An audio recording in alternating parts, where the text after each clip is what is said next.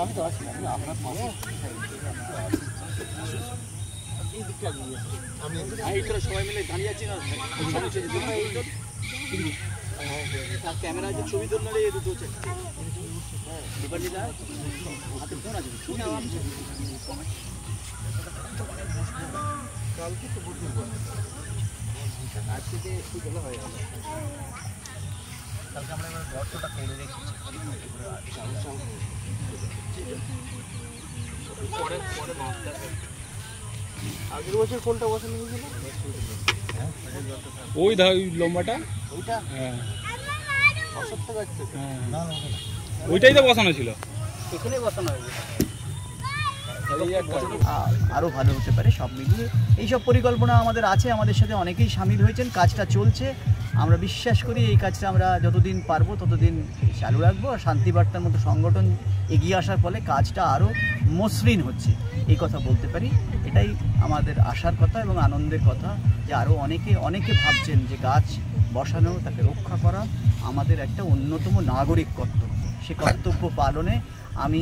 যেহেতু আমরাও করছি শান্তিবার্তাও করছেন আমি আমার তরফ থেকে ডাক্তারবাবু ডক্টর রহমান আছেন এখানে তিনি আমাদের এখানে চিকিৎসার কাজ করেন আন্তরিকভাবে করেন এবং এত দিন ধরে প্রথম থেকে তিনি একটা আকর্ষণ চিকিৎসার ক্ষেত্রে এখানে রুগীদের কাছে যে বিভূতিভূষণে গেলে ডক্টর রহমানকে পাওয়া যেতে পারে ফলে আমরা সেদিক থেকে যার পর নাই কৃতজ্ঞ মাস্টারমশাইয়ের কাছেও তিনি প্রতিবার দৌড়ে দৌড়ে আসেন গাছ দেখেনও দেখলে তারাও পুলকিত হন আমাদের পুলক এবং তাদের পুলক যখন একটা অক্ষে মিলে যায় তখন পুলকিত হওয়ার কারণ আরও অনেক বেশি হয়ে যায় এ কথা বলে আমি শেষ করছি রঘুদাকে ধন্যবাদ সুন্দর ভাষায় আমাদের পাথেও দিয়ে দিয়েছেন এবং কিভাবে এগোতে হবে সেটা জানিয়ে দিয়েছেন এখানে দেখতে পাবেন যে গাছটা লাগানোর পরে সঙ্গে সঙ্গে তাকে কি সুন্দর পরিচর্যা করে ঘিরে দেওয়া হলো যাতে কোনো কিছু এসে না খেয়ে ফেলে তো গাছ একটা লাগিয়ে দেওয়া কোনো বড় ব্যাপার না কিন্তু তাকে পরিচর্যা করে বড় করে তোলা এটা অনেক কঠিন ব্যাপার এই পরিচর্যাটা আমরা এখানে এসে দেখতে পাই বিভূতিভূষণ সেবা সদনের প্রাঙ্গণে আমরা একটা সফেদা গাছ লাগিয়ে প্রতীকী বিশ্ব পরিবেশ দিবস পালন করলাম আমাদের সঙ্গে আরও গাছ লাগানো হবে কালকে তো অনেক লাগানো হবে আমাদের সঙ্গে আমাদের শান্তিবার্তার ডিরেক্টর সাবির খান এসছে তাকে খুব সংক্ষেপে এ নিয়ে কিছু বলার জন্য বলছি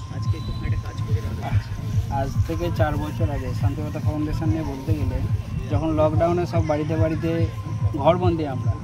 ঠিক আছে সেই টাইমে আমাদের শান্তিবার্তা ফাউন্ডেশনে বসে ঠিক আছে আর তার সঙ্গে এই যে গাছ লাগানোর একটা আমরা টোটাল 1 লাখ গাছ আমরা লাগাবো এরকম একটা প্ল্যানিং করেছি এইটা আমাদের হয়েছে বন্ধুদের মধ্যে আড্ডা দিতে হয়েছে আমরা বেশ কিছু বন্ধু মিলে আড্ডা দিতে দিতে হুট করে একটা বন্ধু প্রপোজাল দিল এই কারণের জন্য এই জিনিসটা করলে কেমন হয় ঠিক আছে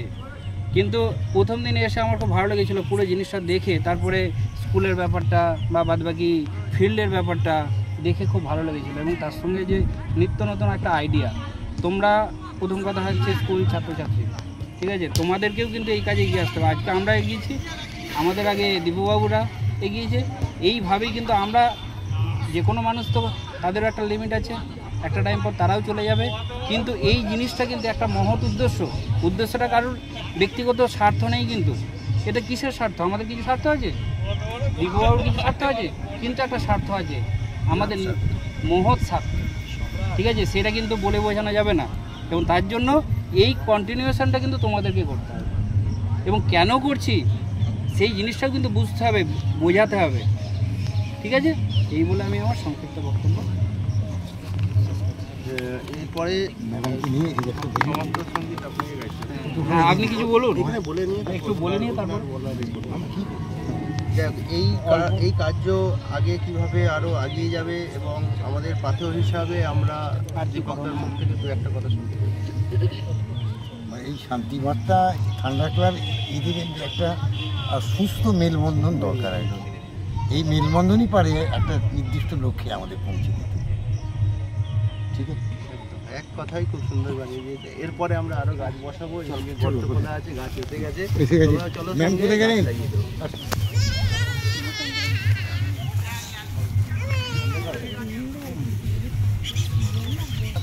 আসুন হ্যাঁ কথা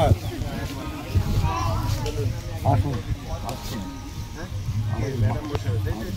আচ্ছা তাহলে আমি আমি আমি ওই খেলে ধরার কাজটা করি কোথায় গেল দাও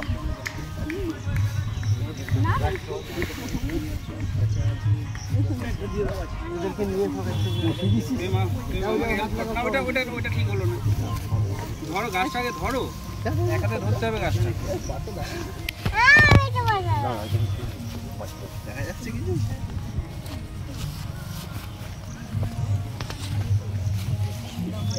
হ্যাঁ, গাছটাকে সোজা করে ধরো। তোমার সবাই দাও। হ্যাঁ, সোজা করে, সোজা করে গাছ যেন সোজা থাকে।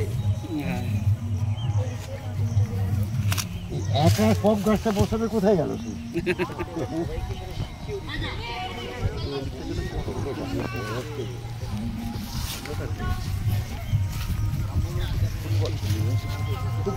বাহ।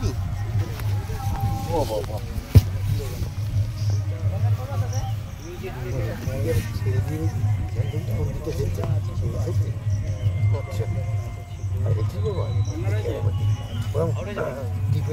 আজকে এই আসেনি, আর এই আসেনি, ও বাবা ফসকে গেছে হাত থেকে।